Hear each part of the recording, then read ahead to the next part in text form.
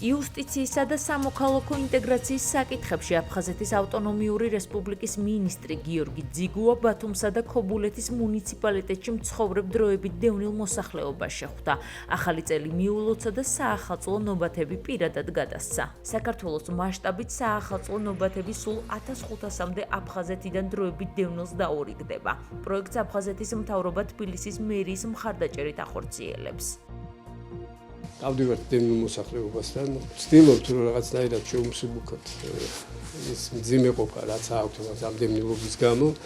მიულოცეთ ახალი წელი, უსურვეთ ყველაფერი კარგი, ჯანმრთელობა, ოჯახში გავეცანით იმ პრობლემებს, რასაც აქვს მას და შევეცდებით, რა თქმა უნდა, ოპერატიულად ეს ყველაფერი გადავწყვიტოთ. კარგია, რომ ბატონ მინისტრთან შევხვდით, სასიამოვნო იყო, მოგრასთან შეხვედრა. ყველას მოგილოცავთ, მრავალ ახალ წელს ბედნიერად და ჯანმრთელად ყოფილიყავით ყოველთვის.